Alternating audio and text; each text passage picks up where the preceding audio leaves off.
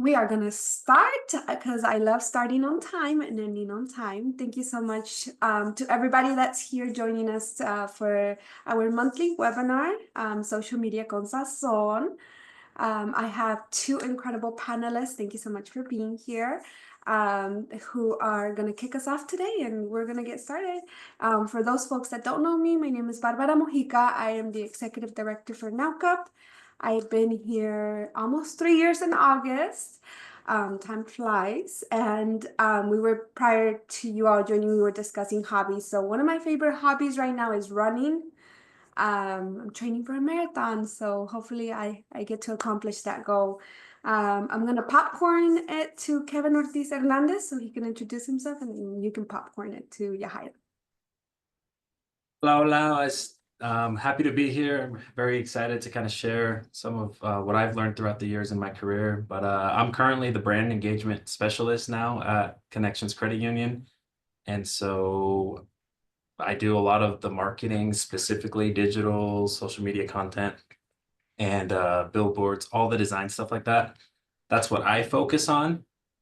But yeah, excited to share all your curiosities, and we can try to answer as many things as possible. Popcorn, Yahaira. Hello, hola. My name is Yahaira Ibarra. I'm going to share a little bit about my background because I feel like it's going to be super important for this webinar. So when I started in 2019, I started as a member service representative, and then promoted up about 2021, I believe, 3 years later, into the marketing event coordinator position at Emporia State Federal Credit Union, which is the position I'm in now.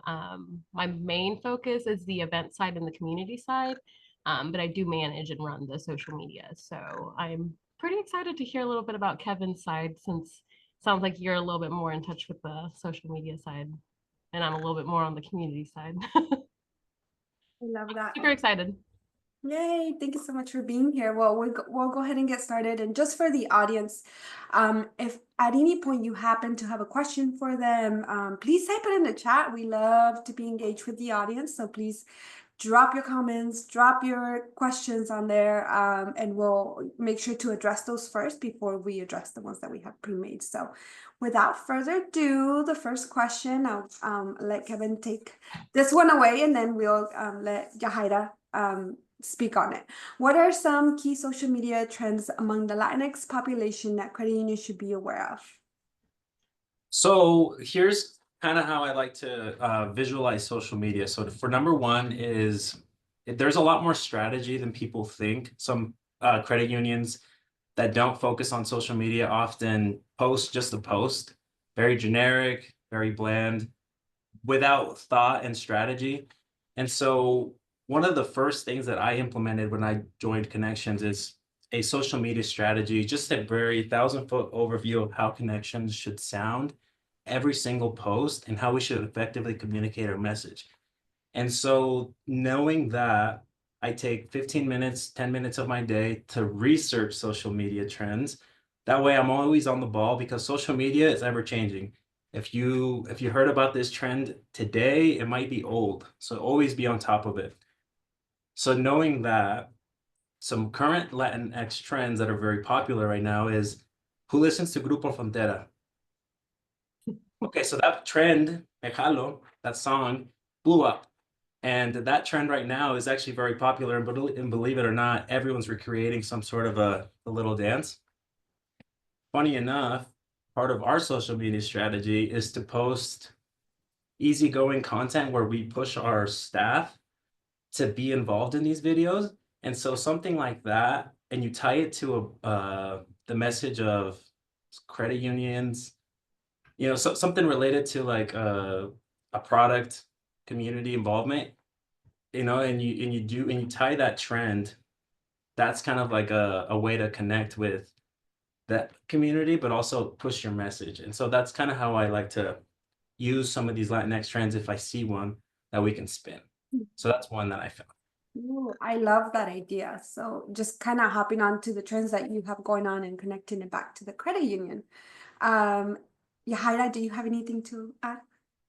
I think I'm just gonna piggyback on him a little bit, but focus more on who's pushing those trends. because I do believe it's important to focus on your, I hate the word influencer, but your influencers, especially your micro influencers in your community, because they are the ones pushing that content out. The only way that they're going to see that content is if you have those people pushing it, advertising it, posting it on their own platforms. Especially in Emporia, we're a very small community.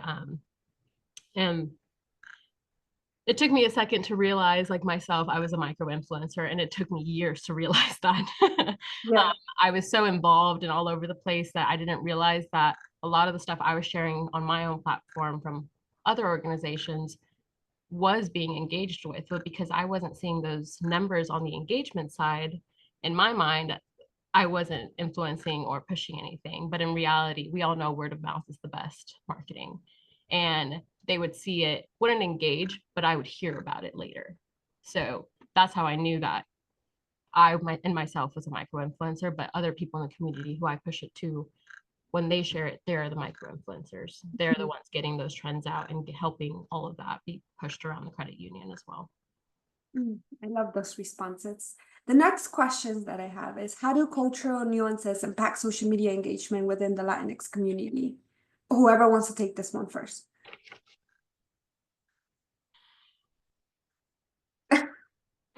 Want me to call on someone?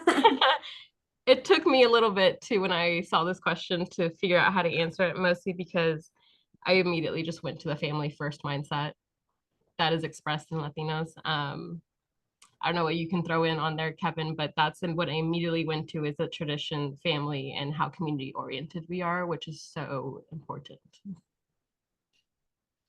Also, too, some nuances is that a lot of us Generation Z, Latino, Latinx, we're in a digital age, and a lot of our parents and grandparents are still asking us to, to use their phone, like, hey, ayúdame con el TikTok, and stuff like that. So the nuances, there's a gap. And so when we're talking about trying to reach the demographic of Gen X boomers that have, some more capital than we do, it's very hard. And so, but we're seeing a lot of those older Latinx, generations hopping on TikTok, hopping on Instagram Reels. And so we're actually able to actually reach them. So how do we send them a message that they'll resonate with? Those are some generational differences that you can kind of see as far as social media. But the most important thing is everybody and their mother, as far as the Latinx community that I engage with all the time, has a Facebook. And so, I mean, if you're on Facebook and you're pushing digital ads that have some sort of messaging in Spanish, you may have more success, as opposed to me, a credit union account that's not a real influencer, like as far as like, with like a brand name like Grupo Frontera or whatever, that's gonna maybe reach you. It's hard. I've always wondered about that. Like, how do we bridge that gap between Gen Zers, millennials, and our parents, right? And to me, what comes to mind is, well, we are the communicators for our parents. We are the ones that disseminate the information to them. So I always encourage credit unions, like, reach out to those millennials, Gen Zers, because I'm gonna bring my parent to your credit union once I find out about your credit union. So Yes. yes, and that and ties back, Yaira, to like the community aspect of our community. We're very community centered. So like word of mouth, si yo sé que este credit union helps me, then I'm gonna tell everybody else, right? Oh, mi papá, mi mamá, ahí está. Yes. Like, My tias, my primas. So I think this goes well back into the next questions, is how do generational differences within the Latino community affect social media engagement strategies? And I know we touch a little bit on that, but I mean, if you have any other points to offer, I would love to pick your brain. Kevin, I'm calling you guys. Okay. Yes, obviously Gen Z, we grew up in a huge in an era where technology was just pushed on us like crazy. And like, as you said, we were like the spokespeople for our parents a lot of the times, at least in my growing up. And so passing the information on to them is really the best thing you can do. and word of mouth, continuing to hit that as hard as you can, because when one person finds out, everybody hops on it, and that it really is true. But as far as social media, what we can continue to do is just continue to create content that resonates with that community. So always, if you're thinking, oh, what do my parents like, or what do my cousins like, what are they into? It's mostly gonna be maybe short form content, so quick bites, memes. And my dad loves memes, like the humor. Add some lifestyle content in there, and some success stories maybe, on Facebook or TikTok. I know TikTok's really popular with that, so it just depends. I don't know. I don't know if I answered your question as good as I thought. Yeah. What about you, Yeda? I can definitely tell you that just by watching our socials, Facebook, that's where our older generation is at. Hands down, that's where they're at. That is their news outlet. I know my mom, my tias, all of them, Facebook is their news outlet. That's what they're going to see what's going on. That's where they're going for their memes. That's where their TikTok is at, because they don't want to download TikTok and see how it works. And then I hop onto my Instagram, to the Instagram side, and that's where I see a little bit more of that young generation liking the more aesthetic content versus the wordy content that we might have on Facebook. While most of our content, specifically the credit union, is mostly pushed on our Facebook, that's because that's where our demographic is mostly getting all their information from. And our town has a bunch of different Facebook groups specifically where they share that information. So it's not just shared on the general Facebook post, but on the through all these different groups where multiple people are seeing it now, whether it's younger generation focused group or an older generation focused group. So I definitely think that the where we put our content is very important because of who's seeing it and how they're interacting with it. Mm-hmm. This is not a question that I that we pre-made, but now I have a question for you guys. Do you all believe that content should vary depending on what social media page we're using, like Facebook, Instagram, TikTok? It should look different. Yeah. 100%. I love that. I think about Facebook and then I think about WhatsApp. Like they have a hook on this older generation. Like WhatsApp is just a way they communicate with their families back home, and it has stories, and I never see business or credit unions specifically use WhatsApp to their advantage, because I do think that it's an untapped resource for a lot of credit unions. But WhatsApp is something that I think we don't think of as social media, but I see todas mis tías updating their status every day, like this is what I'm cooking and all these things. So we have some questions in the chat that I want to get to. Considering what's going on at the national level regarding the credit union world and the threat to the tax exempt status, why should the content be to support the credit union movement and highlight the credit union's difference? Ideas, anyone? I know it's a loaded one. Maybe take a moment to answer that, and then we can move there. And who wants to take it first? Jahaira. And it's okay to say, like, I just don't have a response for that right now. I'll say I don't have a response right at this second. What's going on at the national level? Why should question creating more content for the credit union movement? I think they're trying to say, why should the content be to support the credit union movement and highlight the credit union difference? I think it's just to bring awareness, right? Like if you are going to create that sort of content, you want to make an awareness campaign around it. And I know with my friends and I, like we often talk about, okay, like people don't like, especially, I don't know, I don't want to misspeak here, but especially in the Latino community, they don't know what a bank or a credit union is. They just know it's a financial institution, right? And so how can we educate our own members to know about the credit union difference? And then I guess how can you tie that into content related ideas that you may have? So Mayra is saying, I think that highlighting the people, helping people philosophy reinforces the credit union mission. And yes, that to me, it's like tell people like what a credit union is, tell them your story, you know, and so you can do that through content, I think. Kevin, you have any insights or? Yeah. So yes, the national level right now is a sensitive, sort of a sensitive manner. Like, so as far as that piece, our leadership group, we stay very strategic on what we want to share as far as that. But as far as continuing to push the credit union message of people helping people, always have that sprinkled into your content calendar. Another piece that I didn't bring up is part of my routine is every single month before I so for example, for May, I already have my content calendar kind of written out. And so for that entire month of May, I know exactly what I'm going to post. That's my roadmap.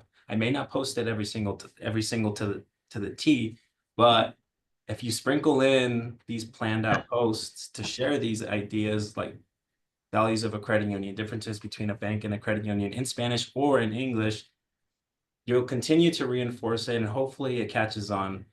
To be honest, sometimes that type of content does not perform the way you hope. Please don't feel discouraged if it only gets 100 views as a reel. Please don't be discouraged if it doesn't get the high amount of likes that you want, that you feel it should get. It's just going to just continue to do so. I think something I was thinking about as well that we do often here at Emporia State Federal Credit Union is providing financial workshops. In the last 3 years, we have been implementing Spanish only workshops. Mostly because, I mean, when I was member service representative, I was opening accounts. For a while there, I was the sole Spanish teller on the floor. So that meant I was opening the accounts for all the Spanish speakers coming in. And the amount of times that I can open an account in English more times than not within 40 minutes to an hour or so. For a Spanish speaker who knows nothing about the banking world, it can take up to 2 hours to 2.5 hours because we are starting from scratch. Some have absolutely no idea what the banking world consists of and are afraid of the banking world. So constantly pushing that education, pushing that we are there for them and we're providing resources, we're providing tools. Before I focused on the social media side at the credit union, the things that I was hounding on was, okay, we need to have our website, we need to have a Spanish translated version, or at least a site that's in Spanish. We pushed account flags in accounts. So that way we could distinguish people who only spoke Spanish versus people who didn't speak any Spanish, so we could help them better in the credit union. We have our app that just launched last year, our updated app. We now have the Spanish translated side to it. So not only are we providing these resources now, but we're providing that trust and loyalty that we all know that there needs to be that trust and loyalty between the credit union and the Latino population. And so now we're pushing our socials out, and we also have resources and tools to back that up if they come in person. And I think we've all said it, it's super important. Education is important, reinforcing that we are there for them and we are there to protect them. That's key. Yeah, I agree with the education behind it. And I used to work in member service, so I know exactly like the 2 hour conversation you have to have with Latino members versus, non-Latino speakers. So there's another question in the chat. How much content do you post in Spanish versus English on socials? We have been trying to create that equal experience for our Spanish speaking members, but I know that our socials is a place where we could improve and do more. Kevin, I'll let you take this one since you have a calendar even. So Yes. So to be completely transparent with you all, it's all been in English as of late. And the reason why is I did an analysis of our followers. We don't have that many followers on Instagram. Hey, follow us if you don't mind, at Connections Credit Union. But to be completely transparent, we mostly post in English. So on Instagram, it's a different strategy than what I do on Facebook. On Instagram, I mainly focus on reels, short form content, and some long form content reels, and then just some static posts along the way of all of our events that we do. So like we really try to share that we are out in the community, we are out with you doing the credit union mission. So it's mostly in English, and the reason why is because of our followers are mostly English speaking people, and mostly in our area, specifically our demographics are white, and small population of our followers are actually Latinx, but we do sprinkle them in every now and then. It's just not right now part of the strategy. And it's not because we don't want to, it's just what is resonating right now with our followers, and what we're trying to reach is we're just trying to get our word and our brand out there. And so I'm focusing on reaching as many accounts as possible and hoping that they click a follow. So it's kind of tough. Mm. Jahaira, do you have anything for that one? I think you answered that pretty well. Yeah. Okay. Let's see. Let me make sure I'm not missing any questions. Sorry, just to touch back, I fully agree with everything. I'm fully transparent as well. Most of our content is our graphics at least are in English, but I do try to make sure that almost all our posts, at least the caption side, there is a dual translation going on. So if I'm not doing it on the graphic, because our demographic is mostly English speaking, I make sure that at least just the caption is translated. Yes. I know I've heard of issues of people saying, especially if you have it on your phone where it automatically translates to Spanish, sometimes it's going to show it in Spanish again, and it looks a little funky. But I've seen it from the other side where it does show the English and Spanish side to it. Oh, I love that. I love that. One thing that we do on OCUP is to just get the attention of like Latinos, because ours is different. It's not like a credit union, but I tell my team to incorporate a lot of Spanglish, because it's like the generation of Spanglish, you know, and like I think a lot of us sometimes feel a lot of shame for using Spanglish because sometimes se me olvidan las palabras en español, you know, and it's a great way to attract the newer generation, you know, you feel a little bit more seen, like, oh, there's Spanglish in these words, so that's maybe food for thought for credit unions, maybe some Spanglish so that there's a diverse market group for that. So I want to just read Melissa's comment. I said, I work on the community engagement side in the marketing department, so essentially doing outreach. And I love using socials to share organic content of what the community work that we do and are involved in. Example, we support our local food banks, pantries each year. And this last year, I was able to choose who we support. And one of those pantries I chose was a local nonprofit that is serving the Hispanic community. So I just wanted to read that because it's organic content. I think it's really important too. So let me move on to the next question.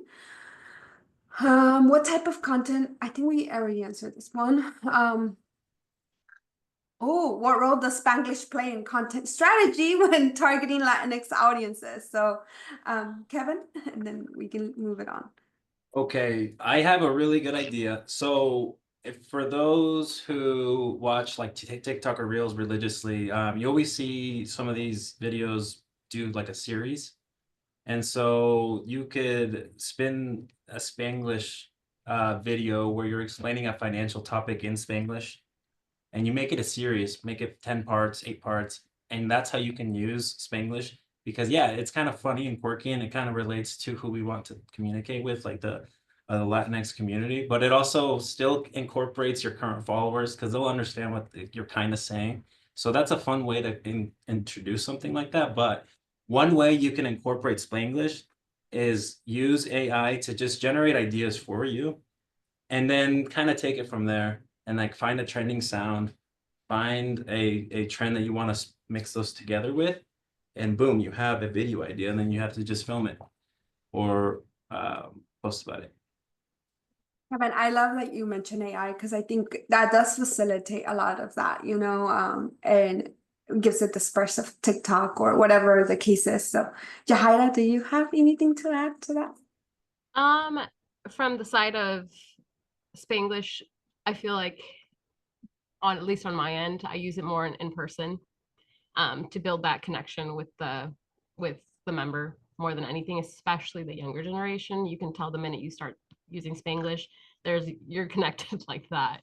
And I'm very professional, so I like to keep it formal and keep it official when I'm talking about policies or anything that we know we need to make sure that that information is clear and cut. But once you start moving into the socials and the fun side of it, I definitely like your suggestions, Kevin. I think those are, I never really thought about doing Spanglish, I guess, on socials just because I was like, are they gonna resonate with this or not? Is it more of an in-person um, flow, or will they resonate on social? So I got some good ideas from you on that one. And to piggyback off her, that's always how you should think sometimes with social media is like, have like a little powwow session, when you're creating content because yeah, some of these may not be successful, but depending on your team and like the level of empowerment you get, just go for it. Or if not, just shelve it. Yes, I like that. Magali has a question in the chat. I am one of the only, if not the only, Latina at my credit union. What do you believe is the best approach I can take to suggest bilingual marketing? I feel that we are missing out on a large community by not partaking in bilingual content. Who wants to take this one away? I can start. I definitely can relate to that. When I first started here, I actually had taken the position of the former Spanish members service representative. So we went from having one to her leaving, and then I came in again, and now there's still just one. We do have a Spanish loan officer, and our IT speaks Spanish, regardless of the fact.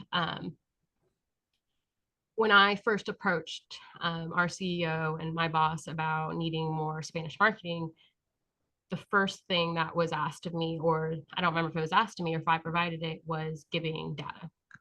I looked up our census, looked up what our Hispanic population consisted of, and then looked at how many members we were getting that were coming in speaking Spanish. How many people was I helping on a daily basis, on a weekly basis, on a monthly basis, over the phone, in person? How many were coming in to open accounts?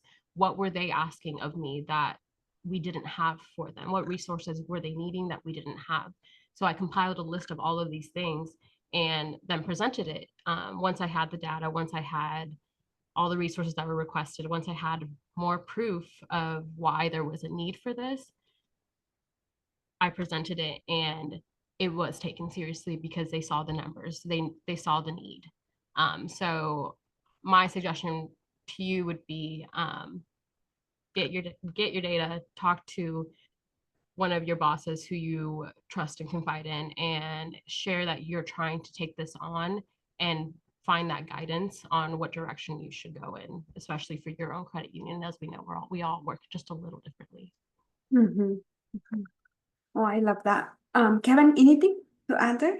No, that was really, really well said. That similar process and like aha moment happened over at Connections. I'm part of a team where my coworker, she led essentially what she just mentioned is all of the need and the why behind the need, and then proposal behind the need, and eventually got approval from our executive team. So for content like that. So now we have a website that you can translate into full Spanish. We have info brochures with a credit union info in Spanish, and a lot more stuff in Spanish because of the work that you have to kind of put in to kind of let them see the why, and data is a huge proponent of it. Mm-hmm. Mm-hmm. Magali, we at NowCup also have some data that we can help you with. So let us know. And I also want to tell you, shameless plug, we have a program coming out for Mujeres Forward. Maybe you should apply, hint, hint, because I think you will learn how to present that to your executive team. The next question is, how can credit unions effectively use storytelling to connect with Latinx communities? Yahaira? Representation. I'm going back to representation. How we all connect is storytelling. My tias and tios and my mom are some of the best storytellers I've ever met, and sometimes I'm like, what?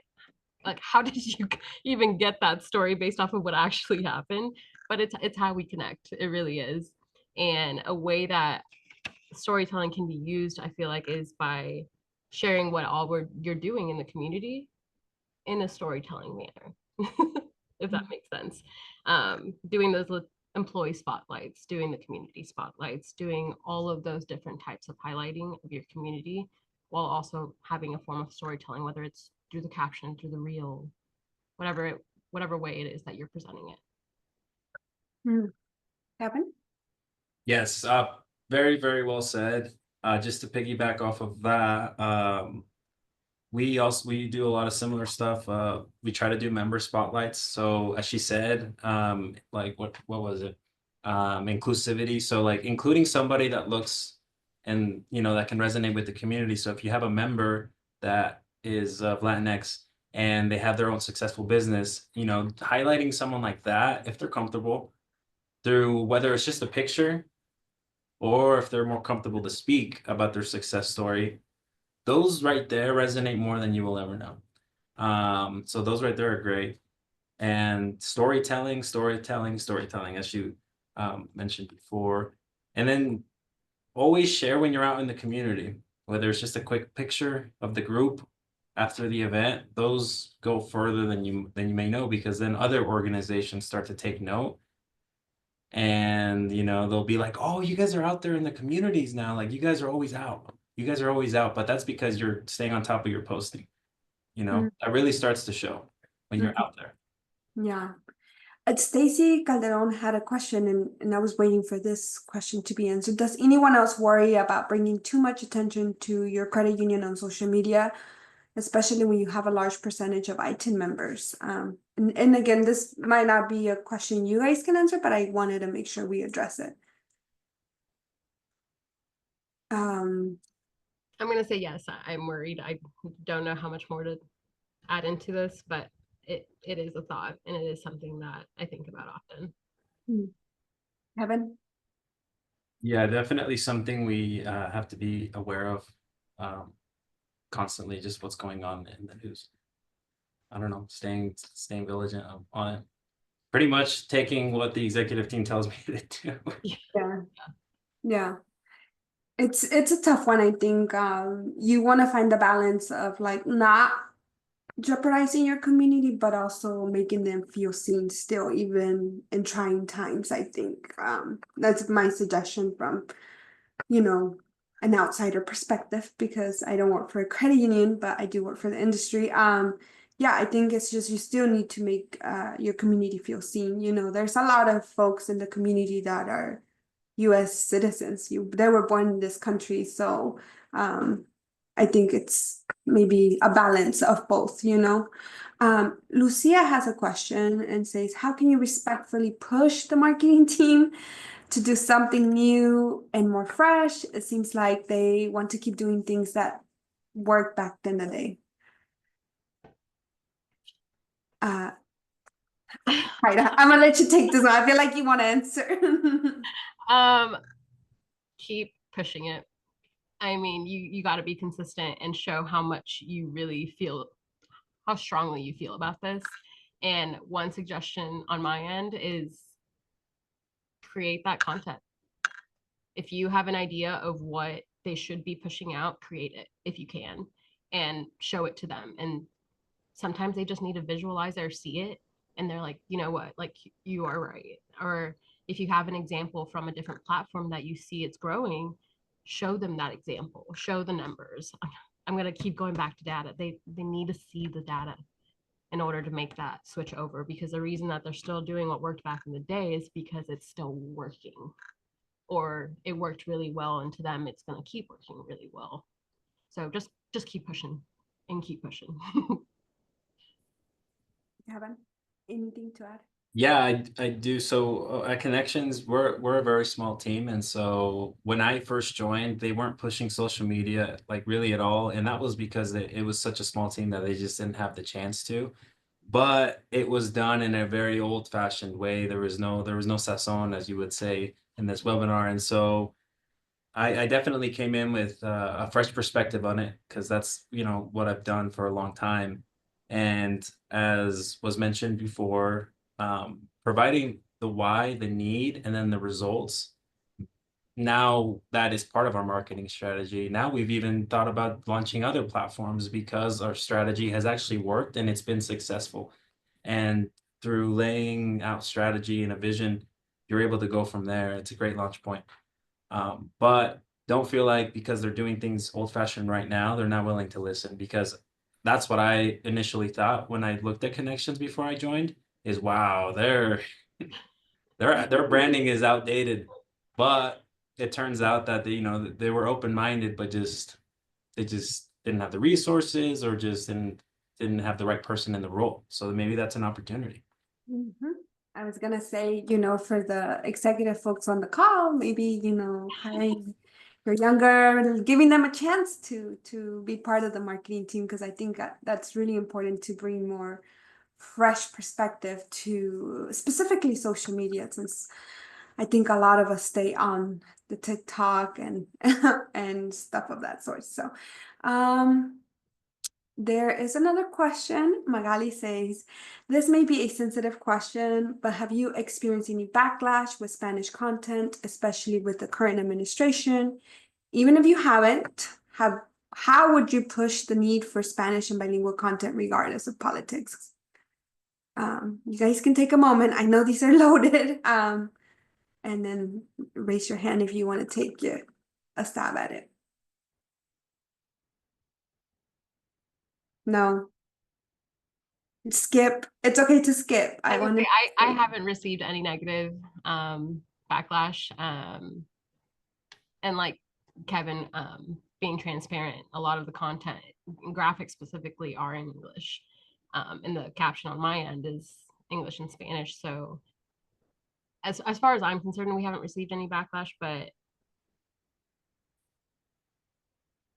I'm with it as well. We haven't received any backlash as well, but currently we don't have anything scheduled that is in Spanish. But on our end, we wouldn't push something out there that would stir the pot right now. It would be, if it were to be a Spanish piece of content, it would be very general and educational based. Yeah. Mhm. Thank you. Let me reframe myself back to our questions. Are there any underrated social media platforms or tools that credit unions should explore? Kevin? Yes, utilize if you're not on Instagram, hop on Instagram and actually utilize it. That is where a lot of the Gen Z, young millennial, and Gen X are. Hop on Instagram and mix your content with videos. If you're not a video creator, just go on YouTube and try your best. It takes time, but definitely get video reels and short form and long form injected into your strategy. Um, some some platforms that help you edit, because you have to edit these to make them look good. Some free platforms are CapCut and Edits. So Instagram just launched their own editing platform called Edits. So use your free resources like that. And if you want to get fancy, CapCut has a subscription that you can, allow it to give you more features to edit your content. Those are some video editing platforms that are underrated, I think. I had not heard of that one, so thank you for that one. I'm like taking notes for my team. Jahaira? I'm gonna push Canva out. I forget a lot of people don't actually know what Canva is or have ever even tried using Canva.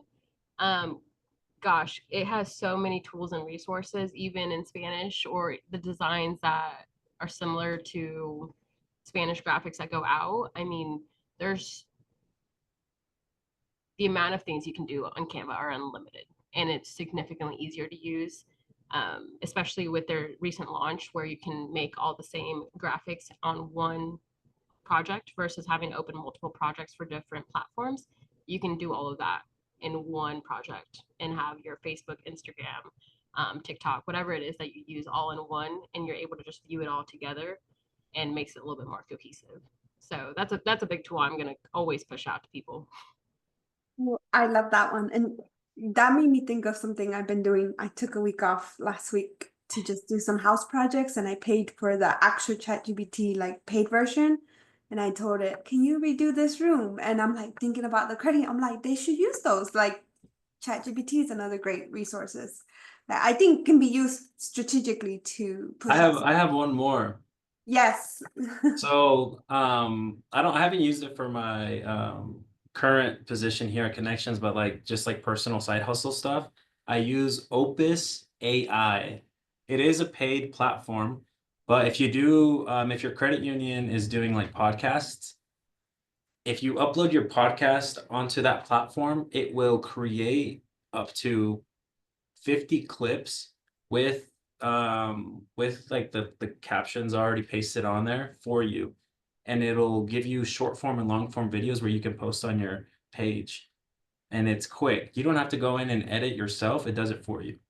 Oh, That's a that's really good platform. If we were doing long form videos, that's something that I would hop on, but currently we're not, so that's why we haven't utilized it.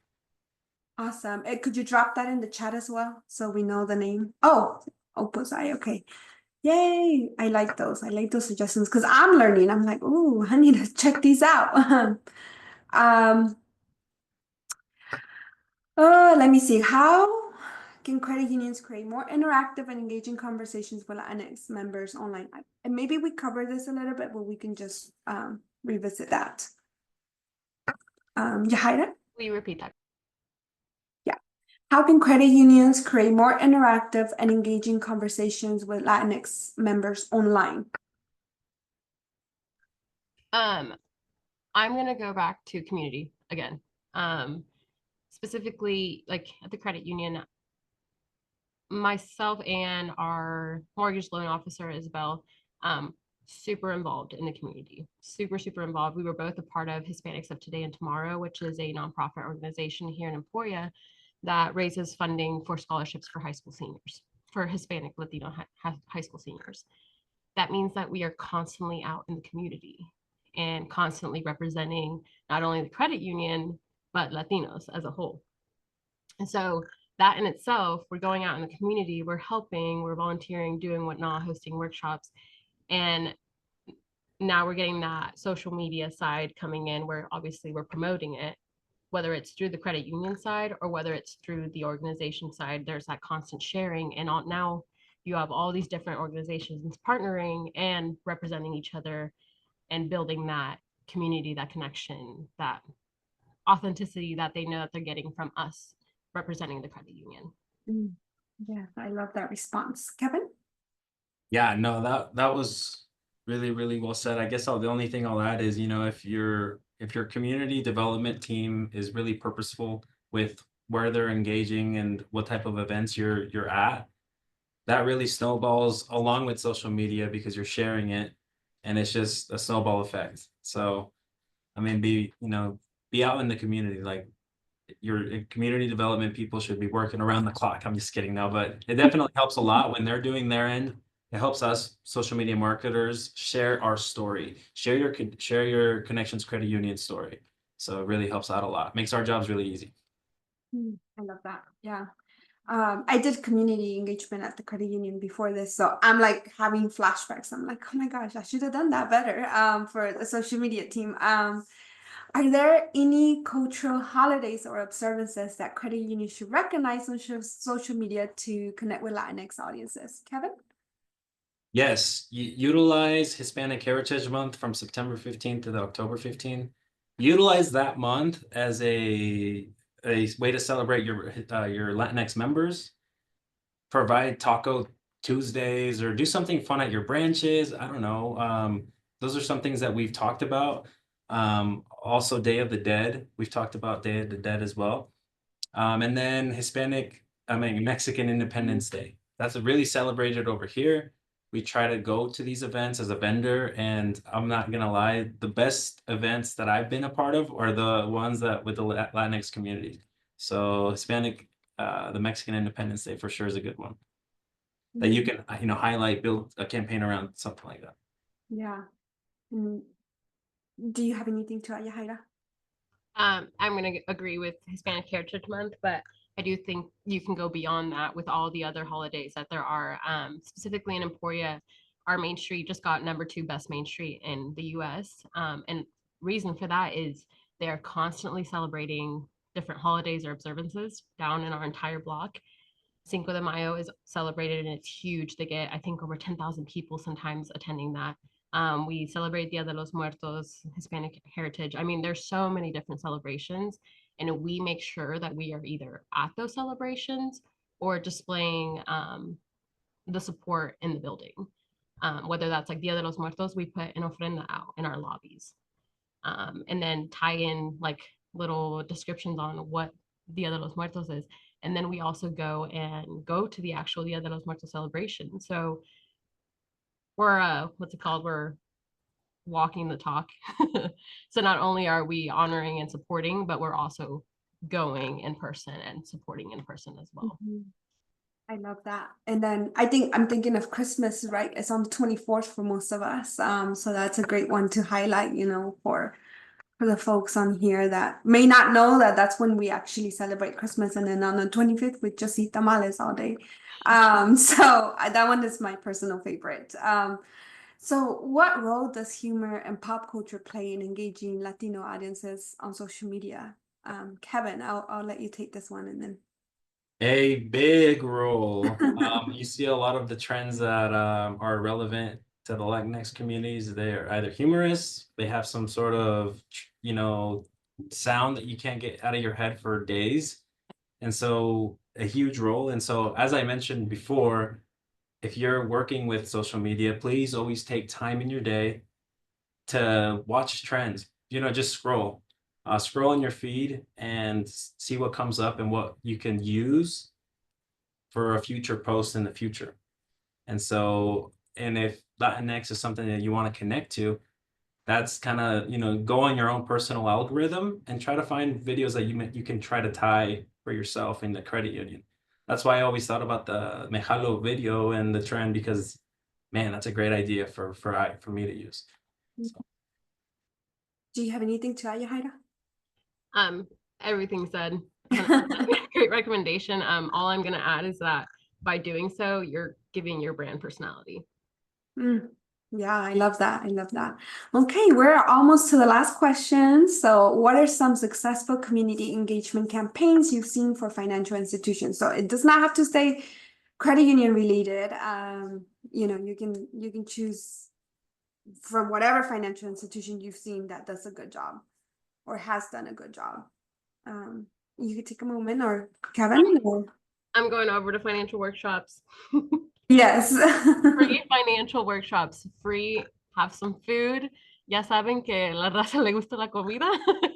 We love our food, so have some food, especially cultural food. I'm always going to push supporting one of your local businesses, one of your local Hispanic Latino businesses, have them cater the event. And now you're providing support for the business, having representation, and now you're also giving education and resources as well. We've hosted a bunch of different types of them, and sometimes there's a lot more attendance than other times. And I think that that's a good way of just you analyzing what your community needs a little bit more. But there's always attendance, and there's always people who are like, oh gosh, that's a great idea, or I know who I need to send that way, or I know who needs to learn more of that. So I'm always going to be pushing financial workshops. Oh, I love that. Yeah. Kevin? Yes, we similar. We always push our financial workshops because they are very successful and they have a huge need in this community as well. So yes, we do that as well. But I'm gonna shout out a local credit union that's not us, CapEd Credit Union. They did a campaign where they did it during I forget which month, but it was pretty much during the hottest seasons of the year. So from July to August, they went to migrant or rural communities, and where a lot of these farms and ranches are worked by Latinx communities, and so they provided them water. And so they did a campaign where I think they would go once a week. They would just go to a different ranch or farm and provide them tacos and food. And so that's a really good way to, get them to know you, but also, they're working very hard in some of the toughest conditions. And so that was a campaign I saw that was very successful. And I'm sure they got some some love and some future accounts from it. Oh, I want to give some shout outs to some credit unions. There's a credit union in California who actually has a branch on wheels, takes it out to the fields and works with the migrant workers. And a lot of the migrant workers there actually don't speak Spanish, they have a dialect. And so they hire staff to be able to serve those members. And I mean, their membership there has grown significantly. They continue to do that till this day. So shout out to that credit union in California. And most recently, on a personal aspect, I was looking over my accounts in MasterCard. Sorry, credit union. Sometimes the credit cards are better over there, but I saw that it was giving me the option to select, are you a US citizen, non-resident, resident, or DACA recipient? And I'm a DACA recipient for anybody that doesn't know. And I just thought that was such a powerful but small way to connect to the community, to like finally have a place to choose, like, I'm a DACA recipient, like that's the status I'm on. And like I've been forever loyal to them because of that one little thing. And I've told literally everybody that like can hear me out, hey, like they actually accept DACA recipients because they have it in their first initial process. So I think that was just amazing, Melissa is saying, Barbara, can you message me what credit union is doing? Yes, I will send you their names. Why can I not think? Premier America Credit Union. Premier America Credit Union in California. But I can connect you, Melissa, to them if you need me to. But that is my take. I want to end the webinar with saying thank you so much, Kevin and Yahaira, for joining us today. Thank you so much to the audience for being so engaged. As always, we love to share our last Friday of the month with you all from 1 to 2.